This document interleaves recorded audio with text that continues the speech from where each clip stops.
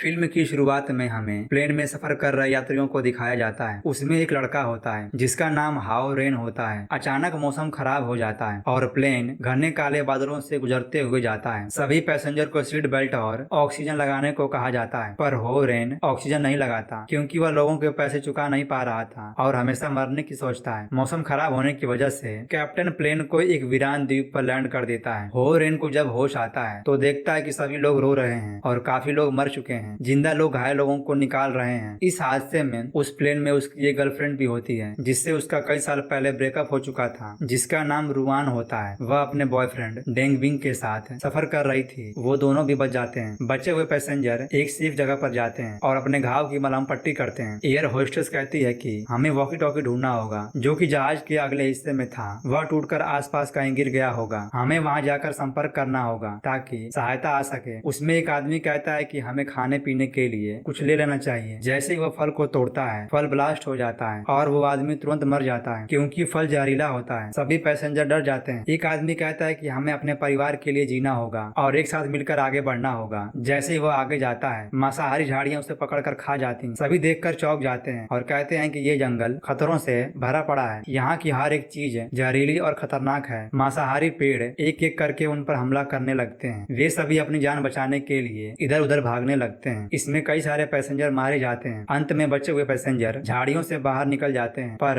अभी भी वह जहाज के कॉकपिट से काफी दूर होते हैं। रास्ते में वे चट्टान की घाटियों से होते हुए जाते हैं। अचानक बड़ी बड़ी छिपकलियां उन पर हमला कर देती हैं। खूंखार छिपकलियां हाओ रेन पर हमला कर देती है और उसे अपनी तरफ खींच लेती है। एक मोटा आदमी उसे बचा लेता है। इसके बाद वे सभी वहाँ से बचकर निकल जाते हैं और घने जंगलों से निकलकर झाड़ियों में चले जाते हैं। पर वो छिपकलियां झाड़ियों में नहीं आती और वापस चली जाती हैं। पर उन्हें क्या पता था कि सबसे बड़ा खतरा अभी आने वाला है। वहाँ एक विशाल एंडोकोंडा एक पैसेंजर पर हमला कर देता है और उसे लपेट कर निगल लेता है। सभी देखकर डर जाते हैं। वो जान बचाने के लिए वापस जंगल में आ जाते हैं। वे सभी एक गुफा में जाते हैं और आग जलाकर रात को वहीं पर आराम करते हैं। अगली सुबह वो सभी गुफा से निकलकर धीरे धीरे अपने टूटे हुए विमान की तरफ बढ़ते हैं। रास्ते में वे एंडाकोंडा को देखते हैं। उसमें एक आदमी उसकी फोटो निकालने की कोशिश करता है, पर एंडाकोंडा उन पर हमला कर देता है। सभी डर के मारे चट्टानों में छिप जाते हैं। एंडाकोंडा चारों तरफ से उन पर हमला करता है। वो सभी कैसे भी करके वहाँ से बचकर भाग जाते हैं और अपना टूटे हुए विमान के पास पहुंच जाते हैं। वे देखते हैं कि सारे पैसेंजर और कैप्टन मर चुके हैं। एयर होस्टेस विमान को चेक करती है। उसका इंजन अभी भी काम कर रहा होता है। अचानक एंडाकोंडा वहाँ आ जाता है और जहाज के अंदर लोगों पर हमला कर देता है। हाओ रेन और रुआन दोनों जहाज के टूटे हुए हिस्से के नीचे छिप जाते हैं। अचानक वहाँ 3 एंडाकोंडा आ जाते हैं और चारों तरफ से उन पर हमला करने लगते हैं। यह देखकर डेंग बिंग जहाज पर हमला करके उन्हें अपनी तरफ बुलाता है। जब एंडाकोंडा आवाज सुनकर उसके तरफ जाते हैं, घायल एयर होस्टेस इंजन को स्टार्ट कर देती है, जिससे इंजन एंडाकोंडा को अपनी तरफ खींच लेता है और 2 सांप कटकर मर जाते हैं। एक एंडाकोंडा डेंग बिंग को खींच लेता है और खा जाता है। रुआन देखकर रोने लगती है और दोनों बचने के लिए जहाज के अंदर छिप जाते हैं, पर एंडाकोंडा जहाज को लपेट लेता है और जहाज धीरे धीरे सिकुड़ने लगता है। हाओ रेन हथियार से फ्यूल के टैंक को तोड़ देता है, जिससे फ्यूल बहने लगता है और दोनों निकलकर गुफा में भाग जाते हैं। एंडाकोंडा उन्हें देख लेता है और उनका पीछा करने लगता है। लड़का चट्टान से रगड़कर चिंगारी उत्पन्न करता है और फ्यूल में आग लगा देता है, जिससे फ्यूल जलने लगता है और एंडाकोंडा भी जलने लगता है और देखते ही देखते एंडाकोंडा जलकर मर जाता है और दोनों बच जाते हैं।